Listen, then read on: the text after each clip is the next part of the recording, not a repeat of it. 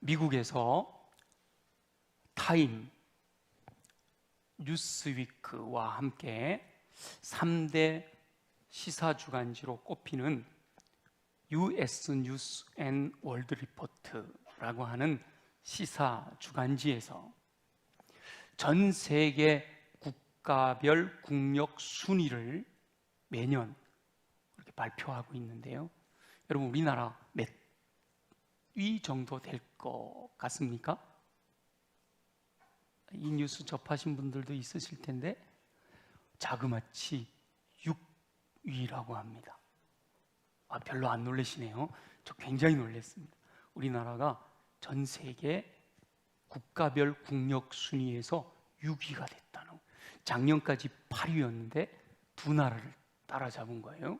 근데 놀랍게도 그 두 나라가요, 프랑스 그리고 일본이에요. 이제는 우리나라가 일본보다 더 국가별 국력 순위에서 위에 있다라는 겁니다. 전 세계 1만 7천여 명을 대상으로 85개국의 모험성, 민첩성, 문화적 영향, 기업가 정신, 문화적 유산, 이동인구, 기업 개방성, 국력, 삶의 질, 사회적 목적과 같은 10개 요소의 점수를 계산하여 순위를 매겼는데 그 결과 우리나라 대한민국이 6위라는 겁니다. 100년 전만 해도 다른 나라의 속국, 식민지였습니다. 그리고 동족 상잔의 큰 전쟁을, 우리나라 국토가 완전히 초토화되는 그런 전쟁을 겪은 지 이제 겨우 70년이 지나가고 있는 나라가 세계 6위 국가가 되었다라고 하는 것은 참으로 놀라운 일이지요. 이것은 기적입니다.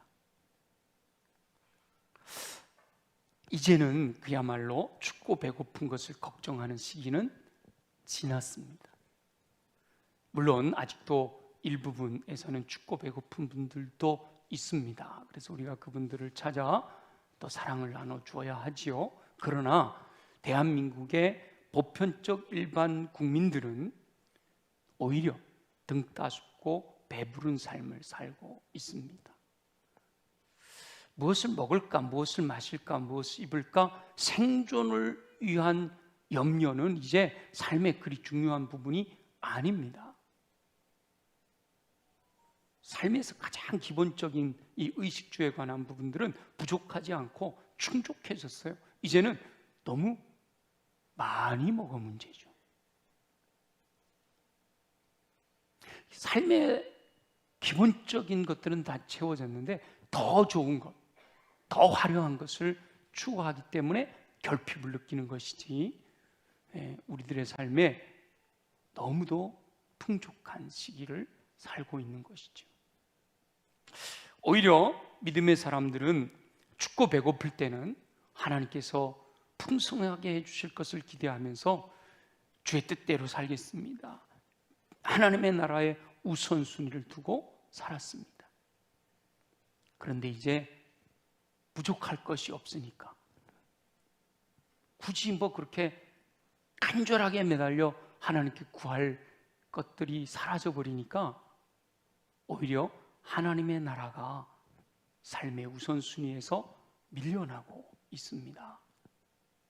참 아이러니한 일이죠. 춥고 배고픈 시절에는 그 문제만 해결되면 하나님을 잘 섬길 수 있을 거다라고 생각하고 매어 달려 기도했는데 이제 그 문제가 해결되고 나니까 오히려 하나님으로부터 멀어져 하나님의 나라 백성으로 살기보다 세상적인 가치관에 매몰되어 살게 되었습니다. 물론 형식적으로 나타나는 대외적인 모습은 믿음 좋은 사람으로 살고 있습니다. 그러나 실제 삶으로 들어가 보면 세상적인 사람들과 다를 것이 하나도 없는, 구별되지 않는 삶을 살고 있습니다. 심지어 세상 사람들과 구별되지 않는 것 정도가 아니라 믿는 이들 안에서 믿는 이들이 세상적인 사람들보다도 못하다라고 하는 자조적인 음성이 들려오고 있다는 거죠. 아마 여러분들도 입으로 한번 그렇게 표현했을는지도 몰라요. 아니면 그런 이야기를 한두 번은 들어봤을 거예요. 아니, 믿는 사람이라면서 어떻게 믿지 않는 사람보다도 더 욕심을 부려, 더 악하게 살아, 더 거짓말을 잘해, 이런 얘기들이 심심치 않게 들려오는 상황이다라는 거죠.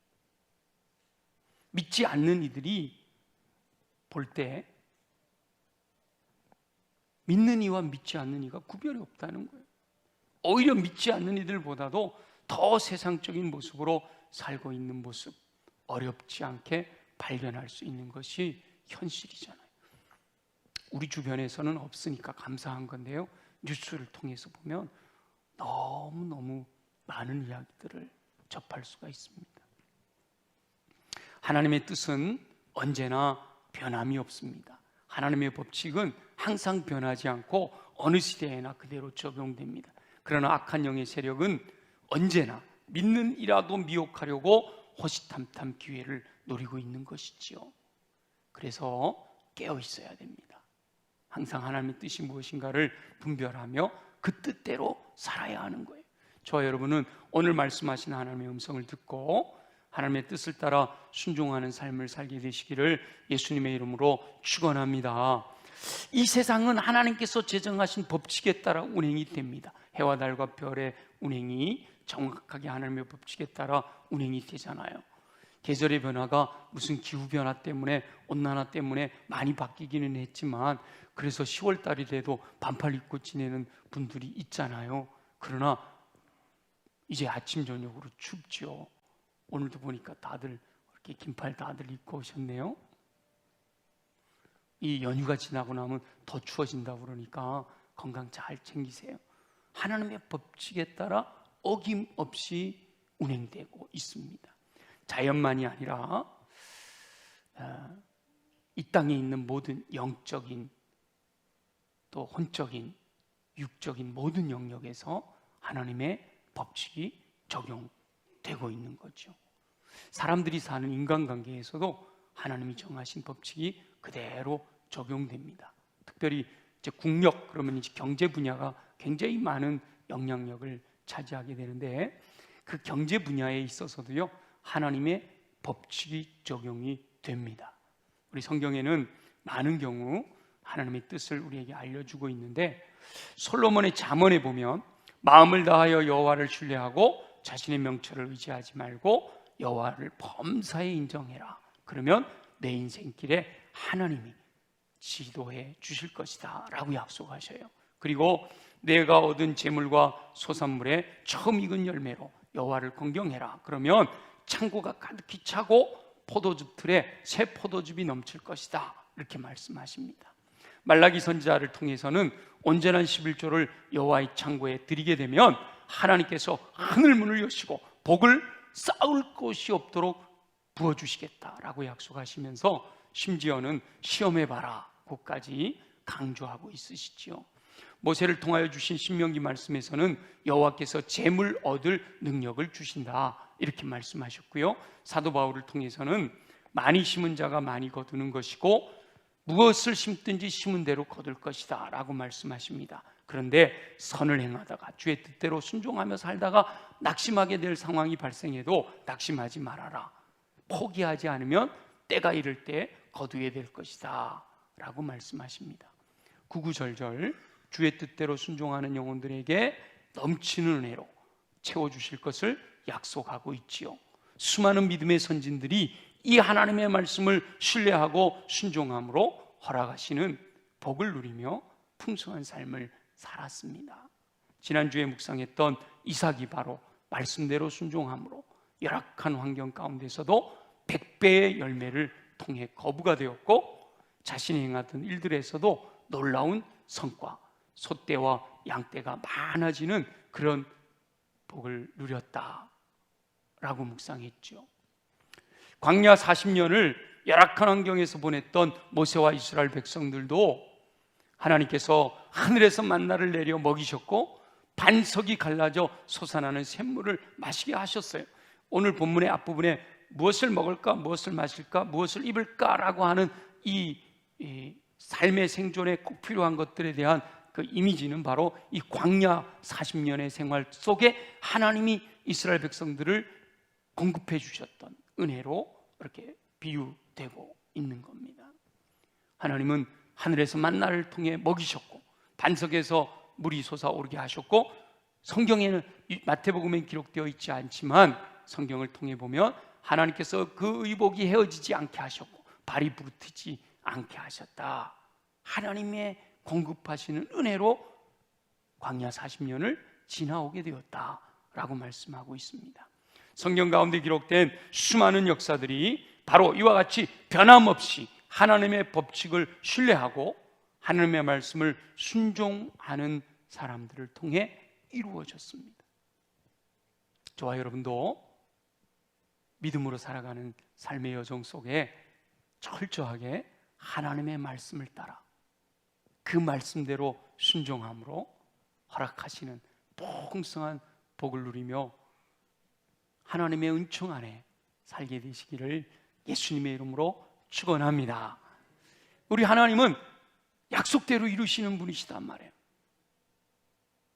그 약속대로 우리에게 그대로 시행하시는 분이세요. 오늘 예수님이 말씀하신 것을 보면 먼저 그의 나라와 그의 의를 구하라, 그리하면 이 모든 것을 너에게 더하시리라.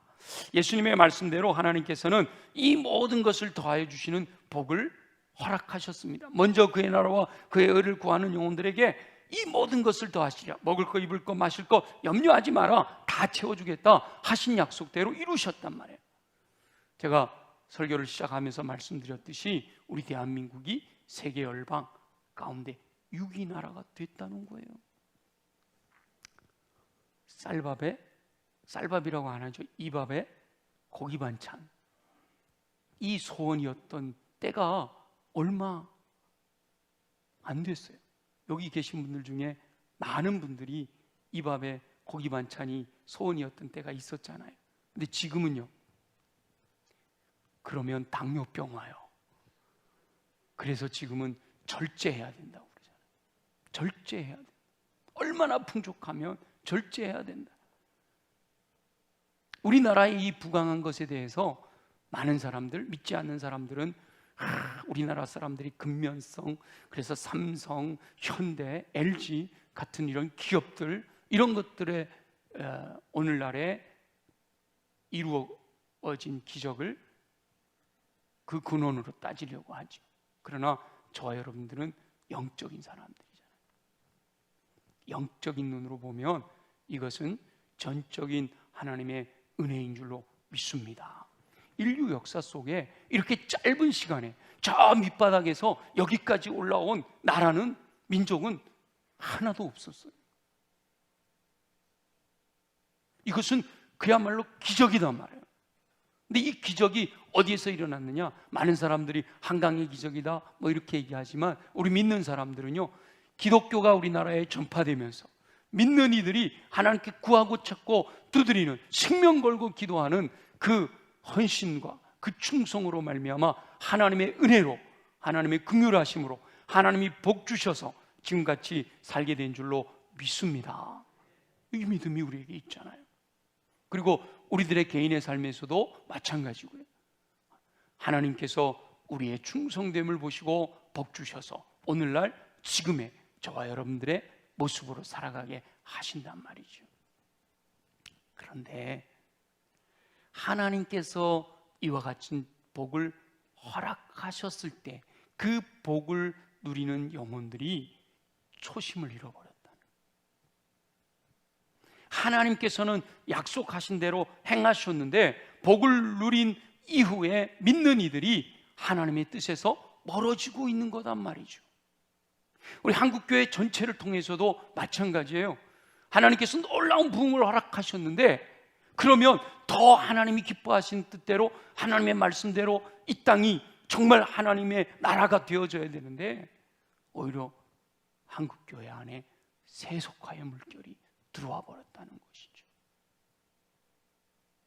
여전히 명분상으로는 성도라는 명목을 가지고 하나님의 뜻대로 살고 있다라고 스스로 생각하고 있습니다.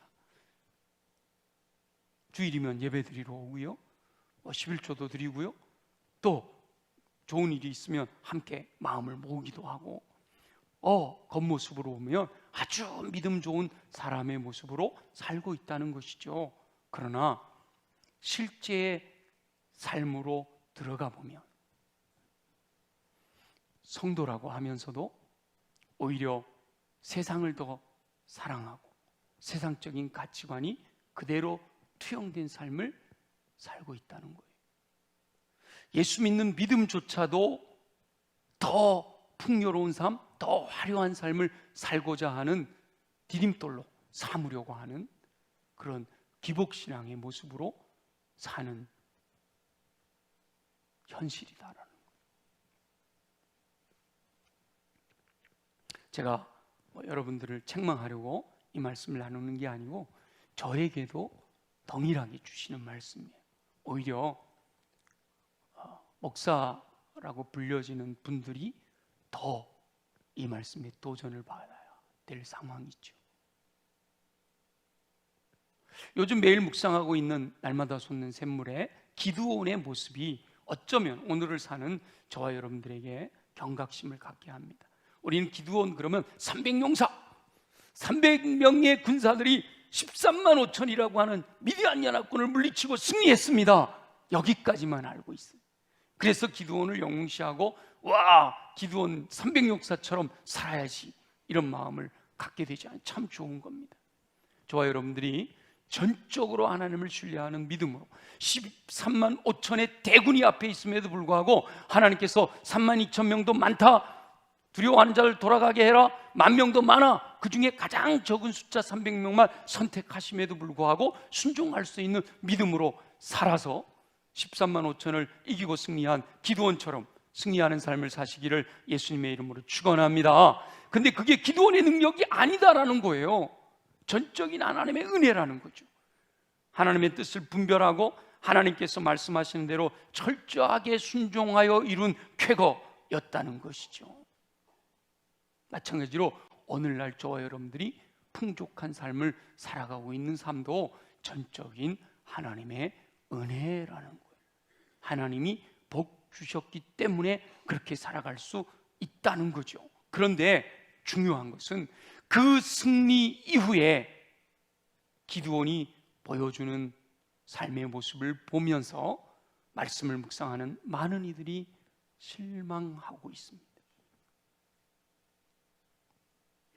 기드온이 명분으로는요, 당신이 우리들의 왕이 되어 우리를 다스려 주옵소서라고 하는 백성들의 요청에 대해서 아니요, 나는 당신들의 왕이 되지 않을 거야, 오직 여호와 하나님이 왕이 되어 너희들을 다스릴 거야 라고 분명하게 오직 여호와 하나님이 왕이 되실 것을 천명합니다. 그러나 실제의 삶에서는 이 기드온이 왕이 누리는 모든 것을 누립니다.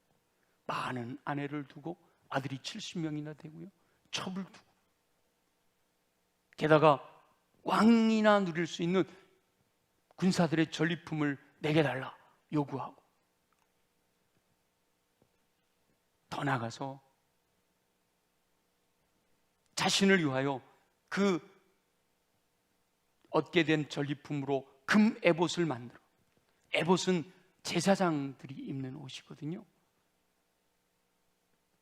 그 에봇을 만들어 레위인 제사장들만이 감당할 수 있는 그 제사장의 역할까지도 넘보는 탐욕을 부리고 있는 모습을 발견할 수가 있습니다.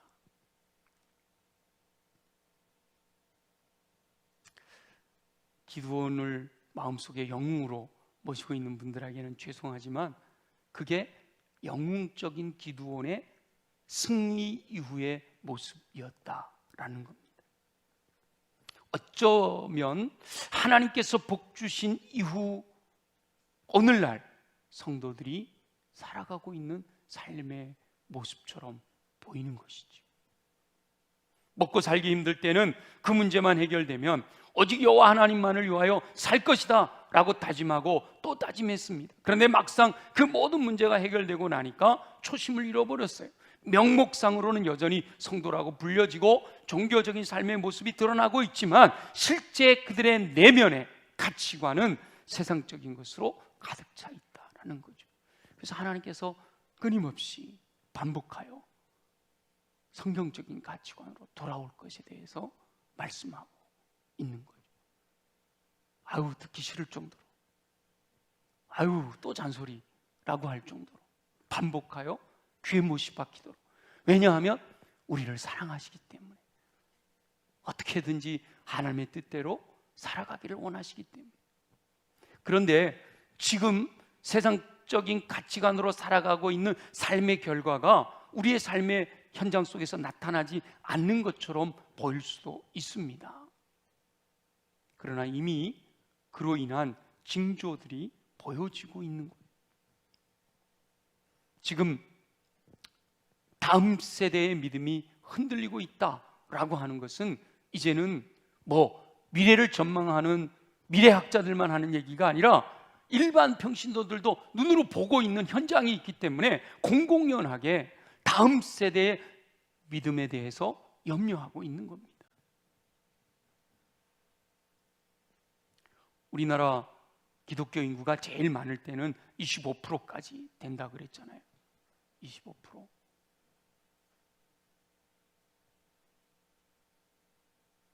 (1200만) 그랬었던.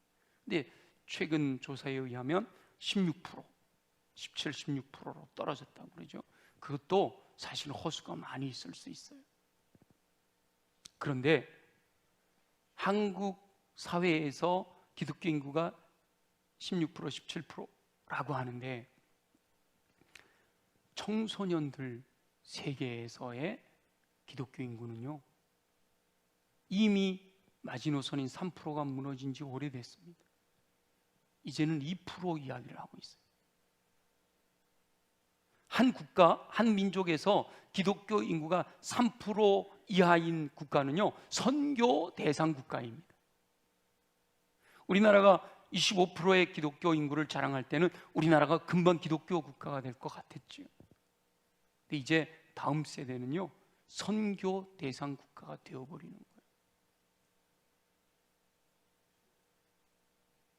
저희가 어렸을 때만 해도, 제가 교사를 할 때만 해도 교회들마다 다음 세대가 바글바글 했습니다. 그분들이 지금 보러 저와 여러분들이잖아요. 교회들마다 어른들의 숫자보다 아이들의 숫자가 더 많았어요. 근데 지금은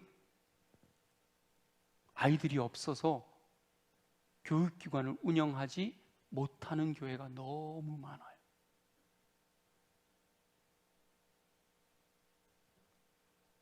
역사는 반복된다라고 하잖아요. 근데 성경을 통해서 또 기독교 역사를 통해서 보면 진짜 반복되고 있어요. 깨달아야 됩니다.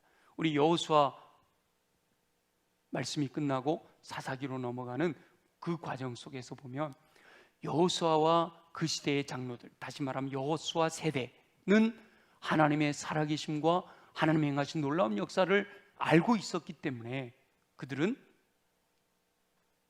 하나님을 섬겼어요. 그런데 여호수아와 그 시대 사람들이 죽고 나자 그 다음에 일어난 세대를 사사기에서는 우리가 흔히 이야기하는 다음 세대라고 표현하지 않는단 말이에요. 제가 여러 번 말씀드리잖아요. 다른 세대라고 한다는 거예요. 믿음이 달라요.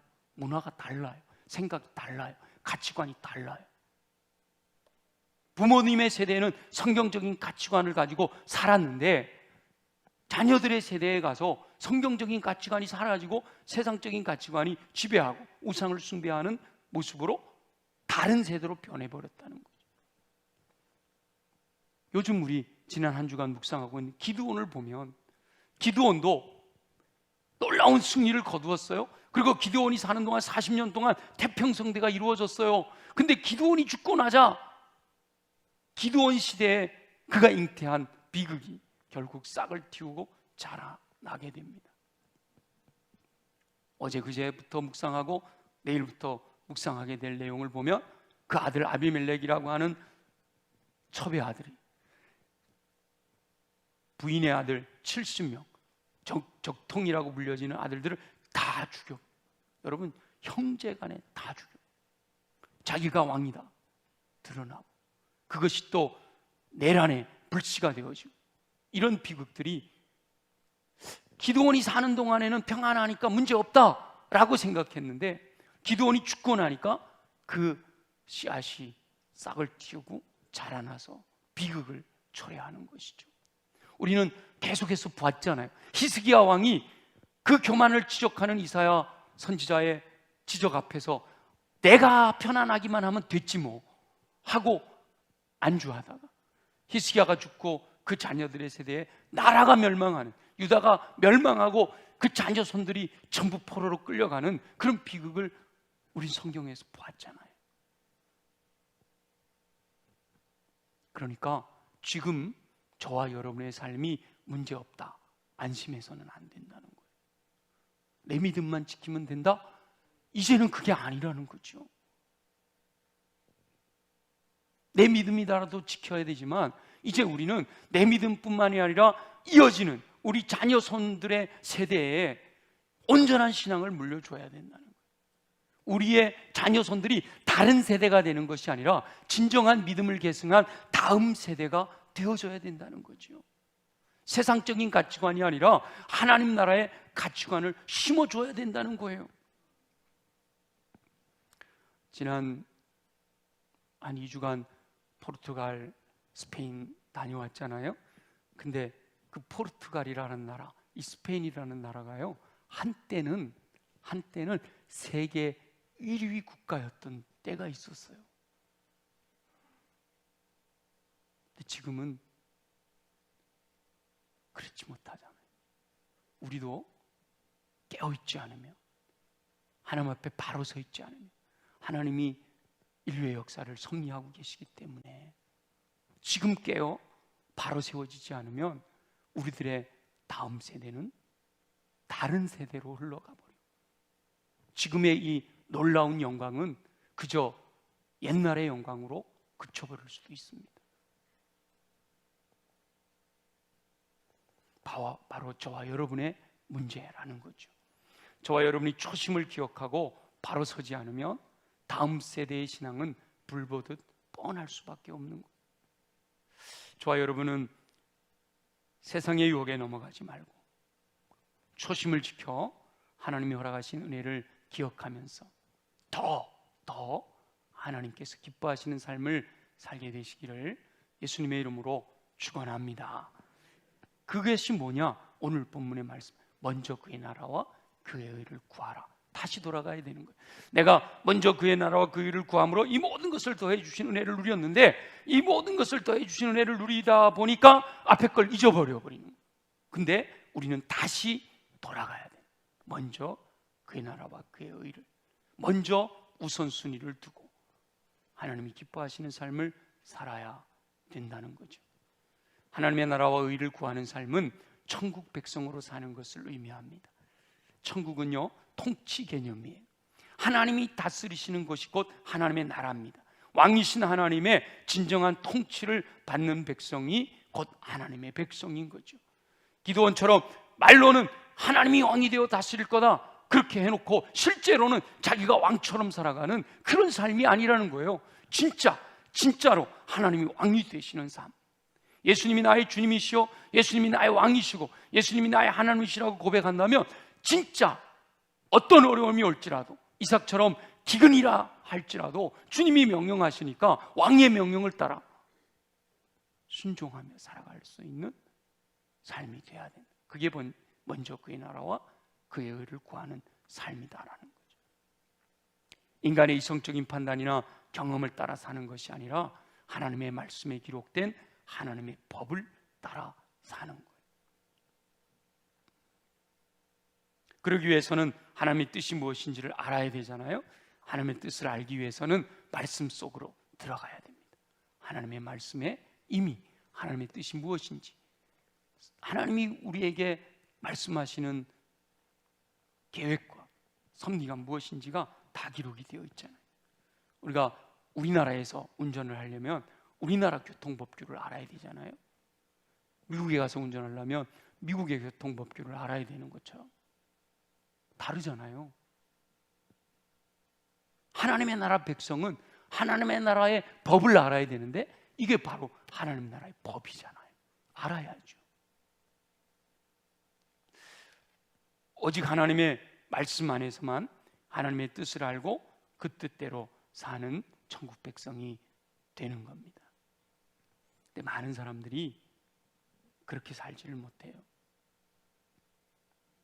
여러분, 하루를 돌아보세요.